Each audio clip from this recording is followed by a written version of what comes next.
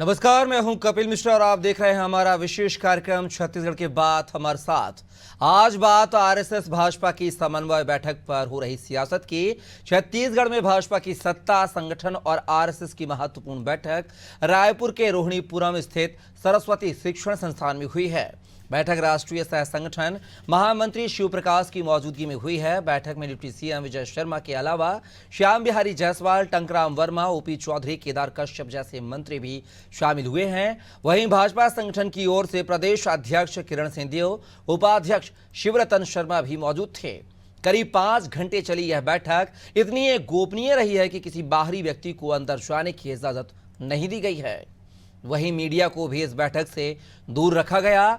जो कि कुछ सूत्रों से पता चला, उसके मुताबिक बैठक में सत्ता और संगठन के बीच बेहतर समन्वय के साथ कार्य पर मंत्रणा हुई है। वही सामाजिक समरसता, आपसी सामंजस्य बिछाने पर भी चर्चा हुई है। मंत्रियों को सत्ता और संगठन के बीच तालमेल के साथ कार्य करने को कहा गया है।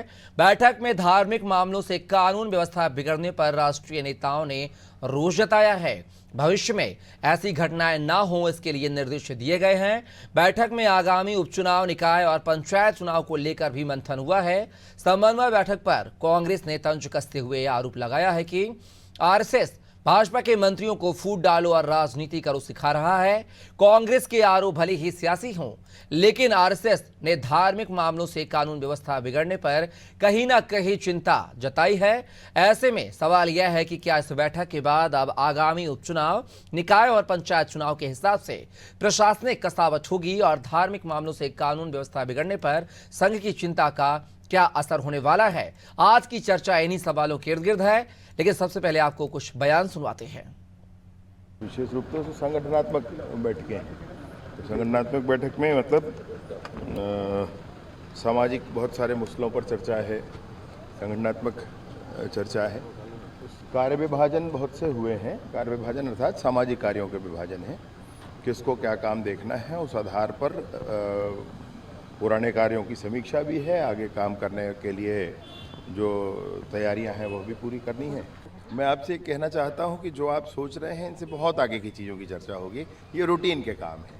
ठीक है, यही का बात तो अंग्रेज लोग भी कहते थे कि हम तो व्यापारी हैं, यहाँ व्यापार करने आए हैं और हमारे राजाओं को, हमारे देश के लोगों को लड़ा कर, एक दूसरे को लड़ा कर डिवाइड एंड रूल, फूट डालो, राजनीति करो, ये उनकी सिद्धांत थी और पूरे देश पे कब्जा कर लिया। उसी तरह से आरएसएस जो है भारतीय जनता पार्टी की मूल संस्था है, जिसका सिद्धांत ही है फूट डालो, राजनीति करो और जाति धर्म के नाम पे लड़ाओ, अस्पृश्यता वाली जो चीज़ें हैं वो इनके सिद्धांत में हमेशा से रहा है। तो देखा आपने, आरएसएस की बैठक को लेकर कांग्रेस यहां पर तंज कस रही है। इस पूरे मुद्दे पर चर्चा करने के लिए हमारे साथ एक विशेष पैनल जुड़ेगा। परिचय करवा देता हूं। डॉक्टर श्वेता शर्मा, बीजेपी प्रवक्ता, साथ ही शिल्पा देवांगन जी, कांग्रेस प्रवक्ता, साथ ही मनीष वोरा जी, वरिष्ठ पत्रकार हमारे साथ जुड़ेंगे। तीनों मेहमानों का बहुत स्वागत है। और पहला सवाल जो है मेरा कांग्रेस प्रवक्ता शिल्पा देवांगन जी आपसे है कि अगर बीजेपी, आरएसएस, ये कहा जाता है कि बीजेपी का अनुषंगिक संगठन आरएसएस है, अगर वो आपस में बैठक कर रहे हैं, संगठन, सत्ता, सरकार और आरएसएस मिलकर बैठक कर रहे हैं, तो इसमें आपको दिक्कत क्या है? फिर कपिल जी, भारतीय जनता पार्टी का ये आंतरिक बैठक है। सत्ता और संगठन में कहा जाता है कि समन्वय के लिए ये बैठक निर्धारित किया गया था। इससे कांग्रेस को कोई दिक्कत नहीं है, परंतु हमें ये बात इसलिए बोलनी पड़ती है क्योंकि आज प्रदेश में भारतीय जनता पार्टी शासन कर रही है। तो भारतीय जनता पार्टी की जो रीतियां हैं, नीतियां हैं, जो विचारधारा है, उसके हिसाब से वो योजनाएं बनाती हैं और क्रियान्वित करती हैं। डायरेक्ट कनेक्शन होता है जनता पर, और जनता की आवाज बुलंद करने के लिए सकारात्मक विपक्ष के रूप में हम अपनी भूमिका बेहतरी से निभा रहे हैं। तो जनता में जो आज समस्याओं का सामना करना पड़ रहा है जनता को पिछले 9 महीने से, जब से साय सरकार बनी है, देखेंगे आप किस प्रकार से सभी व्यवस्थाएं गड़बड़ा गई हैं। कानून व्यवस्था से लेकर शिक्षा, स्वास्थ्य, राजस्व, सभी मामले में, सभी विभाग में जनता को परेशानियों का सामना करना पड़ रहा है। इसका मुख्य कारण ये भी है कि इनके सत्ता और संगठन में समन्वय नहीं बैठ पा रहा है। ये बात कई बार शिल्पा जी, अगर उनके सत्ता और संगठन में समन्वय नहीं है तो उससे आपको क्या दिक्कत है? आपको तो फायदा होगा ना। कहीं ऐसा तो नहीं कि आप आरोप लगाकर आने वाले निकाय चुनाव और पंचायत चुनाव में फायदा उठाना चाहते हो, इसलिए आप बयानबाजी कर रही हैं? देखिए, फायदा और नुकसान की जो राजनीति है और चुनावी राजनीति है वो भारतीय जनता पार्टी का चरित्र है। इनकी मंशा ही यही रहती है कि चुनाव के समय में ये राजनीतिक बयानबाजी करके, परंतु कांग्रेस जो है हमेशा मुद्दों की लड़ाई लड़ती है। अभी भी जनता के मुद्दों की लड़ाई कांग्रेस लड़ती है, जनता की आवाज को बुलंद करने का कार्य कांग्रेस करती है। इनकी जो गुटबाजी है उसके कारण जो व्यवस्थाएं गड़बड़ाई है उसका जनता को खमियाजा भुगतना पड़ता है, जनता पर डायरेक्ट असर आता है, जनता को समस्याओं का सामना करना पड़ता है। इनके नियंत्रण खो देने के कारण, इनके एक्सपेरिमेंट्स के कारण आज प्रदेश में कानून व्यवस्था गड़बड़ा गई, इसमें कोई दो मत नहीं है। ऐसी ऐसी घटनाएं, चलिए जवाब ले लेते हैं। अपराध हो रहे शिल्पा हैं। जी जवाब ले लें। आपने तमाम आरोप लगा दिए हैं, अब जो है बीजेपी की बारी है। डॉक्टर श्वेता शर्मा जी हमारे साथ जुड़ गई हैं। श्वेता जी, बहुत बहुत स्वागत है आपका। आप पर आरोप लग रहे हैं कि आप धर्म और जाति की राजनीति करती हैं और आपका जो समन्वय है संगठन से वो नहीं है, इसलिए अब आरएसएस जो है मध्यस्थता करने आई है। आप प्रदेश में कानून व्यवस्था चरमराई है, इसलिए आप ये बैठक कर रहे हैं। ये आरोप हैं शिल्पा जी के। कपिल जी, देखिए, मैं विषय पढ़ रही थी डिबेट का। मुझे बड़ा ही हास्यास्पद लगा हमेशा की तरह कांग्रेस का आरोप।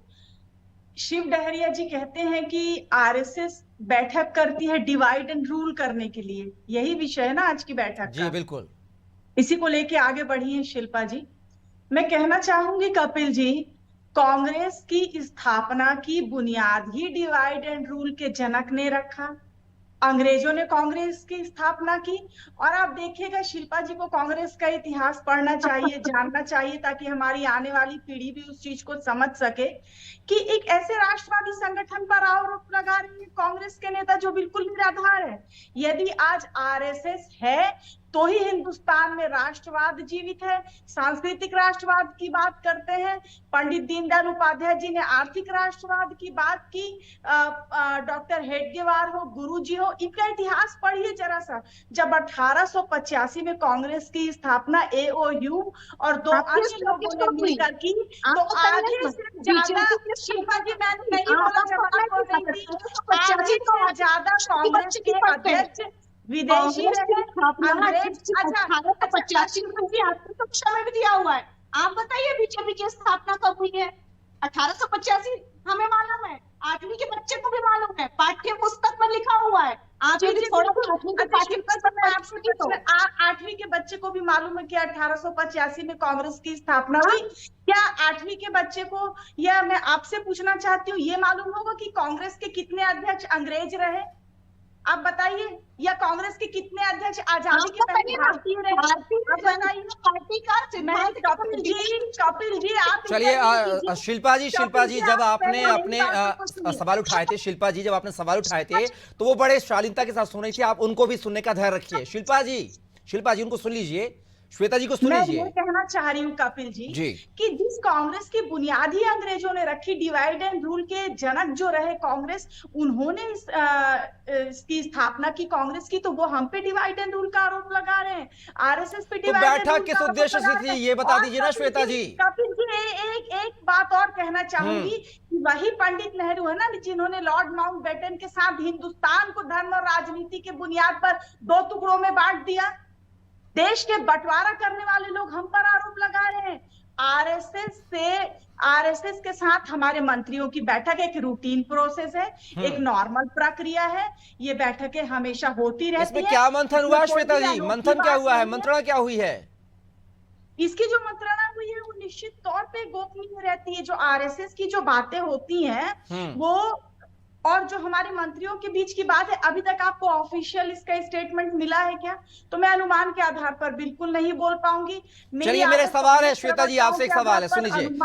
समय कम है, समय का पाबंद है। नहीं है श्वेता जी, मेरे सवाल है आपसे, समय का पाबंद है।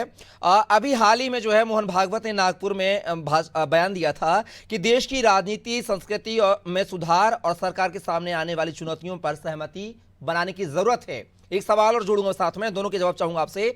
15 जून 2024 को जब लोकसभा चुनाव के नतीजे आए तो आपके आरएसएस के दूसरे नेता जो हैं इंद्रेश कुमार का बयान सामने आया, जिसमें उन्होंने कहा है कि सत्तारूढ़ बीजेपी जो है वो अहंकारी है, वहीं कांग्रेस को ने राम विरोधी बताया था। यह बयान आपके दो आरएसएस नेताओं के आए थे। इन बयानों से और आज की बैठक में क्या माना जाए कि कांग्रेस और वो माफी चाहेंगे बीजेपी और आरएसएस के बीच में समन्वय नहीं है? आप 1925 में जब आरएसएस की स्थापना हुई उसके बाद से देख लीजिए कपिल जी, राष्ट्रवादी मुद्दों को लेकर हमेशा ही आरएसएस प्रखर रहा है।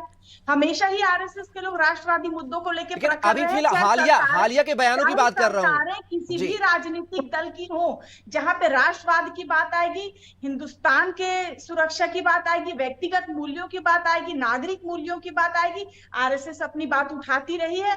और इसी बुनियाद पर ही, इसी विचारधारा के साथ ही आरएसएस की स्थापना हुई है। आरएसएस कोई राजनीतिक तो इंद्रेश कुमार के बयान को क्या माना जाए? श्वेता जी, इंद्रेश कुमार के बयान को क्या माना जाए? मोहन भागवत के बयान को क्या माना जाए जो हालिया में आए हैं चुनाव के बाद? इनको क्या कैसे देखती हैं आप?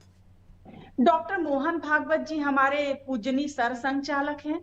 उनके किसी भी बात को ये माना जाए, मेरे साथ पूरे लोगों को यही मानना चाहिए कि उनका हर एक वक्तव्य जो होता है वो हिंदुस्तान की सुरक्षा के लिए, हिंदुस्तान की रक्षा के लिए और हिंदुस्तान की भलाई के लिए होता है। हमारे नेताओं पर उनका स्टेटमेंट, हमारे लोगों पर उनका स्टेटमेंट निश्चित तौर पे क्या बीजेपी वास्तव में अहंकारी है? श्वेता जी, बीजेपी क्या वास्तव में अहंकारी है? आरएसएस नेता इंद्रेश कुमार का बयान है ये 15 जून 2024 का। मान लीजिए शिल्पा जी, मेरे मानने से, आपके मानने से कुछ भी नहीं होगा। तथ्य ना बदलेगा ना मिटेगा और ना ही हम तथ्य को तोड़ मरोड़ कर प्रस्तुत कर सकते हैं।